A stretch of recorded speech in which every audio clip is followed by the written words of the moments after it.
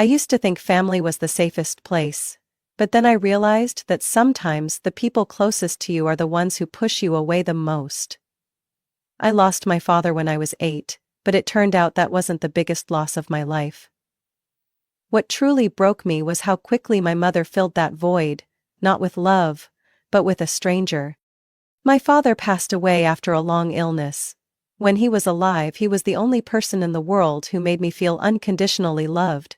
He used to call me the little light of our family, always lifting me onto his shoulders and spinning me around when he came home after a long day at work. But those happy days ended too soon. One autumn morning, I woke up to find my mother sitting motionless on the chair, eyes red, hands clutching the death certificate, and from that moment on, my world completely changed. At first, I thought my mother would grieve for a long time. But just a few months later, she brought a new man into our home. His name was Victor. Short hair, a smile that never quite reached his eyes, and a cold handshake when my mother introduced me to him. "Ruby, this is Victor. Victor, this is my daughter." I remember that moment clearly. Victor just nodded, glancing at me as if I were an unnecessary piece of furniture in the house. I wanted to run, but my feet felt glued to the floor. I didn't know if my mother noticed or if she simply chose to ignore it. It didn't take long for me to realize that Victor didn't want me there. He didn't have to say it outright. It was in the way he sighed whenever I entered the room, the way he frowned if I dropped a spoon, the way he took my father's seat at the dinner table. At first, I tried to tell my mother. I told her I didn't like Victor, that he wasn't friendly. But she just sighed. "You have to understand, Ruby. I need someone too." I didn't understand. Wasn't I here? Wasn't I her family? Little by little, I became an outsider in my own home. Victor had rules. Rules I could never keep up with. No toys in the living room. No talking during meals. No TV for too long. If I made a mistake, he would look at my mother, waiting for her to say something. But she stayed silent. She didn't protect me anymore. And then one day, I realized I was no longer my mother's priority. I was just a part of the past she wanted to leave behind. I quickly learned one thing: Victor always had something to complain about when it came to me. If I sat in the living room, he said I was in the way. If I went to my room, he said I wasn't trying to be part of the family. If I forgot to clean something, he would shake his head and look at my mother as if I were some enormous burden she had brought into his life. At first I tried to follow every rule. I cleaned up right after eating. I tried not to make noise. I nearly disappeared in my own home. But nothing ever pleased him. And my mother? She said nothing. I remember one winter evening. We were having dinner, a tense meal as usual. I kept my hands away from the table's edge, trying not to draw any attention to myself. But then, just one moment of distraction, and I accidentally knocked over my glass of water. The water spilled across the table, running toward Victor. He pushed his chair back, standing up, his eyes burning with anger. "Ruby, can you be more careful?" His voice was sharp, cutting through the air like a blade. I'm sorry," I stammered, my hands trembling as I grabbed a napkin to clean it up. Victor crossed his arms, looking at me as if I were completely useless. "Sorry doesn't dry my pants, Ruby. How many times now? You're always this clumsy." I looked at my mother, hoping she would say something. Just one word, just once. I wanted her to stand up for me. But she stayed silent, setting her fork down and staring at her plate. Something inside me broke. That night, I heard them arguing in their bedroom. "You need to teach that girl some discipline. I can't live like this." Victor's voice was sharp. "You're being too harsh. She's just a child." "A child?" "She's 8, Sarah. She's not a baby you can coddle anymore." "I'm serious. If you can't make her grow up, then I will." I didn't hear my mother argue back. In the months that followed, I felt like I was living in a box that kept shrinking. Everything I did was wrong. Every mistake was magnified. And then things got worse. My mother got pregnant. When she told him the news, I saw Victor smile for the first time. A real smile. But it wasn't for me. "That's wonderful, Sarah," he said, his voice filled with excitement. "We're going to have a real family." A real family. Those words stabbed straight into my heart. Wasn't I part of this family? But then I realized. Victor had never seen me as family. When my baby sibling was born, I tried to love them. A tiny, innocent baby. They didn't deserve the same coldness I had endured. I wanted to believe that their arrival would bring us all closer. But Victor only grew more irritated with me. He snapped more often when I was near the baby. One night, I overheard a conversation I wish I had never heard. "Sarah, we can't keep doing this. Not this again. The baby needs everything, money, attention. And Ruby? She's not even my child. I can't keep spending money on a kid that isn't mine." "Victor. You know I'm right, Sarah. It's time to think about our future, our real family." My mother didn't say anything at first. Then she sighed. "Where do you think we should send her?"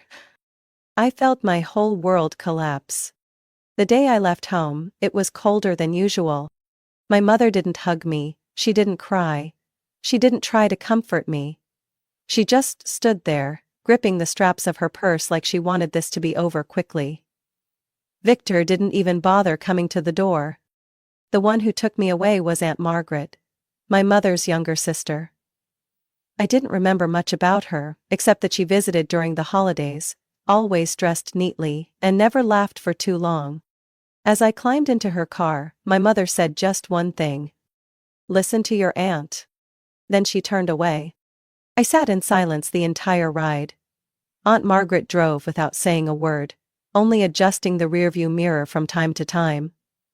When the car turned onto a narrow road and stopped in front of a house with a white picket fence, I realized that everything was about to change forever. Aunt Margaret opened the car door and looked at me sternly. "Ruby, get out."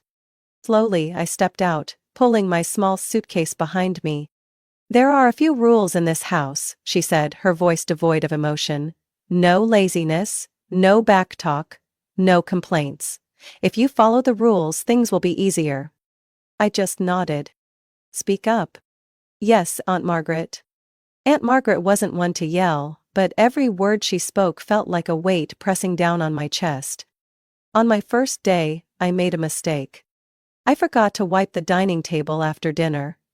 Aunt Margaret didn't shout, but her stare sent a chill down my spine. "In this house, everyone has responsibilities. If you don't learn discipline, there's no place for you here." Silently, I grabbed a cloth and wiped the table. The following days weren't any better. Aunt Margaret had a long list of things I wasn't allowed to do. No leaving my bedroom door open too long. No sitting idly before finishing homework. No asking for help unless I had tried at least 3 times on my own. The worst part was school. If I got a B, Aunt Margaret would place the test on the table, cross her arms and say, "Isn't good enough. If you don't try harder, then your mother was right to send you away." Every time I heard those words, I felt smaller, as if I truly was a useless child nobody wanted. But I didn't cry. I understood that here, crying wouldn't change anything. Gradually, I learned to stay quiet, learned to hide my emotions, learned to disappear from my own life. I didn't know how long I had been holding it all in. Didn't know how many nights I had lain awake, staring at the ceiling, wondering if my mother ever thought about me. But I remember the exact moment I couldn't take it anymore. It was a Saturday afternoon. Aunt Margaret was outside trimming the bushes, and I was cleaning the kitchen like always. On the counter, next to the fruit basket, her phone was charging, the screen lighting up a few times with incoming messages. It felt like it was calling to me. I tried to ignore it. Tried to remind myself that I wasn't allowed to make mistakes. But the thought wouldn't leave me. Maybe my mother would answer. Maybe she missed me. I took a deep breath, glancing out the window to make sure Aunt Margaret was still busy. My hands trembled as I picked up the phone. I dialed a number I had never forgotten. The line rang. Once. Twice. My heart pounded harder. Then my mother answered. "Hello?" I opened my mouth but no words came out at first. Mom? Silence. A long pause. Then her voice came, cold and distant, as if I were a stranger who had dialed the wrong number. Ruby, why are you calling? I bit my lip, tears welling up before I could stop them. I miss you. Ruby, I told you. You can't call me anymore. I choked on my breath. But, why? I'm still your daughter. She sighed. The sound of it twisted something deep inside me. You need to move on, Ruby. You have to learn to live with Aunt Margaret. I shook my head, even though she couldn't see me. Mom, please, let me come home. No. Her voice turned sharp. You don't have a home here anymore. Don't call again. The line went dead. I stood frozen, phone still clutched in my hand, breath caught in my chest. She had hung up. She had truly cut me off. I don't know how long I stood there, but when the kitchen door swung open and Aunt Margaret's voice rang out behind me, I knew I had just made the biggest mistake. What do you think you're doing with my phone?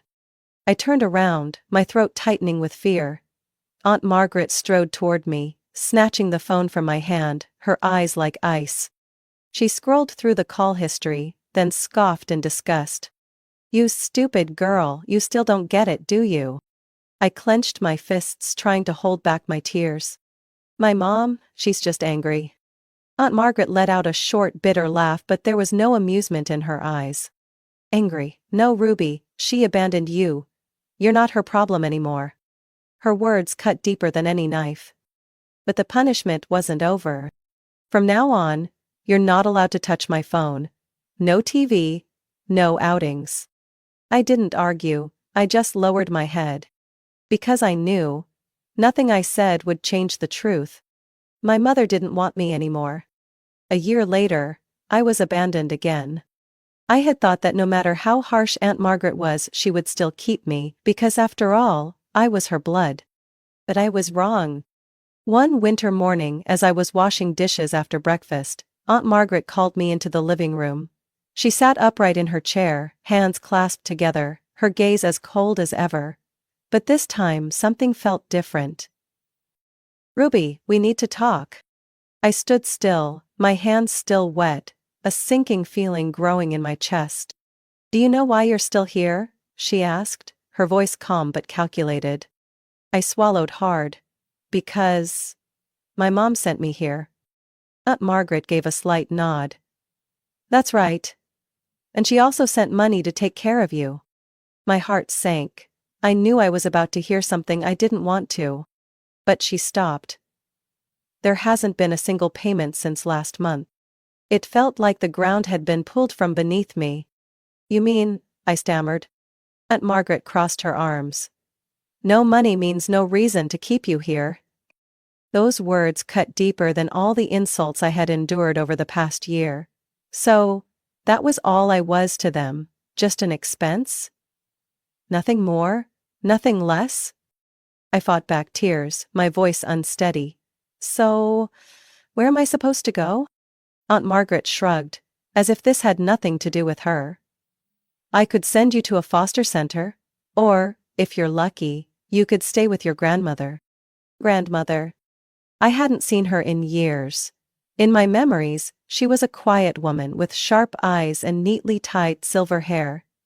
She had always seemed distant, but never as cold as my mother or Aunt Margaret.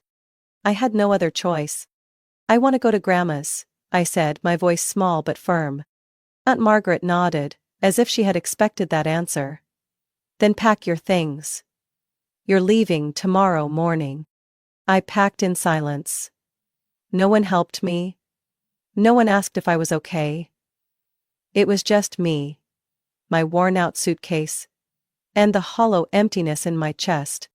The next morning, Aunt Margaret drove me to a small town where my grandmother lived. Her house was smaller than I had imagined, with a front yard and climbing rose bushes along a wooden fence.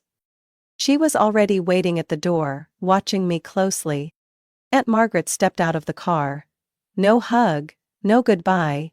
She simply looked at my grandmother and said curtly, "Here's your granddaughter, I'm not keeping her anymore." Grandmother looked at me. Then she nodded. "Come inside, Ruby."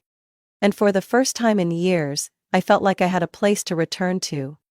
The first few days at my grandmother's house, I wasn't used to the quiet. There were no harsh rules like at Aunt Margaret's. No cold complaints like Victor's. No one reminding me that I was a burden. Grandmother wasn't the affectionate type, nor did she say sweet words. But she had her own way of showing care. Breakfast was always set on the table, with a warm glass of milk and toast. Whenever I made a mistake, she didn't scold me. "Do it right, Ruby, everyone here has their responsibility." For the first time in years, I no longer felt like I was walking on eggshells. One evening, about 3 months after I moved in, she called me into the living room. A stack of papers sat on the table. I sat down, looking at her in confusion. She pushed the documents toward me. "I want to adopt you, legally." I froze, my heart skipping a beat. "But why?" I asked, my voice barely above a whisper. "I'll be fine. You don't have to." "I know you're strong, Ruby," she interrupted. "But being strong doesn't mean you have to be alone. I don't want anyone deciding your fate, again." She looked at me, her gaze firm yet warm. "I am your family. And I'll prove it in the most official way." I couldn't stop my tears. But this time, they weren't tears of pain. After officially becoming her adopted daughter, I set a goal for myself. I would never make her regret choosing me. I threw myself into my studies, spending more time in the library than anywhere else. Grandmother never pressured me to be at the top of my class, but she always reminded me, "You don't study for grades, you study for the life you deserve." She was the first to notice my passion for science. When I told her I wanted to pursue medicine, she simply nodded. "Then study even harder." And I did. I spent hours every night reading, practicing, preparing for college entrance exams. When the acceptance letter from a prestigious medical school arrived, along with a scholarship, I screamed so loud that Grandmother pretended to go deaf. "Well done, Ruby," she said, her eyes filled with pride. "Now pack your things. You have a future waiting." Medical school was tough, but I never gave up. I knew I wasn't just fighting for myself. I was fighting for the person who believed in me when no one else did. Years later, as I stood in a hospital, holding my oncology degree in my hands, I finally understood. This was the life I had fought for. Grandmother passed away on a crisp October morning as the last golden leaves fell onto the porch. I had known for months that her health was fading. I had seen the signs, the slower steps, the lingering coughs, the way her hugs grew lighter, as if she was slowly slipping away. But no matter how much I prepared, I wasn't ready. I had just returned home from a long shift at the hospital when the call came. The doctor's voice was gentle, but heavy. "We're so sorry, Ruby. Your grandmother passed in her sleep." I cried all night. Not because I hadn't expected it, but because I didn't want to believe it was real. She was the only one who had never abandoned me. And now, she was gone too. The funeral was simple, just as she had wanted. I called the few remaining relatives in her contact list, but I didn't expect much. Most sent hollow condolences. I thought the funeral would pass in quiet solitude. But then, my old family showed up. They arrived on the last day, just after I had seen the final guest out. When I opened the door, I saw my mother standing there, with Victor and Kara, the half-sister I had never truly known. I wasn't surprised. I wasn't happy either. I just stood there, looking at them. My mother didn't beat around the bush. She spoke immediately. Not to ask how I was, but to make demands. "Ruby, we need to talk about my mother's estate." I let out a quiet laugh, devoid of warmth. "My grandmother." "My mother," I corrected. "She was the one who adopted me. I think that's clear." My mother tightened her grip on her purse, but it was Victor who spoke next. "No matter what the paperwork says, this is still family property. We all have a right to it." I crossed my arms, staring straight at him. "Family, is that the word you're choosing to use with me, Victor?" Kara, the little sister I never truly had the chance to be an older sister to, suddenly chimed in, her voice sweet but laced with deceit. Come on, sis, why are you being so difficult? We're all family. Don't you want to share? I laughed again, this time with a bitter edge. Share? After all of you abandoned me when I was 8? No one answered right away. I turned to my mother, waiting to see what she would say. She simply sighed, her voice filled with annoyance. Ruby, don't be selfish. This time, I couldn't help but laugh out loud. Selfish? I raised an eyebrow. Who's really selfish here? The one who threw away her own daughter for a stranger? The one who only remembers me when money is involved? I picked up a folder from the nearby table and flipped to the most important page. My grandmother's will. Here are the legal documents. Everything belongs to me. If you bother me again, I'll call the police. Victor clenched his jaw. My mother glared. Kara pouted, but none of them could argue. I stepped toward the door and pulled it open. You can leave now. 3 days later, I got a call from a neighbor. Ruby, your family is moving into your house. I gripped my phone, my heart dropping. No way.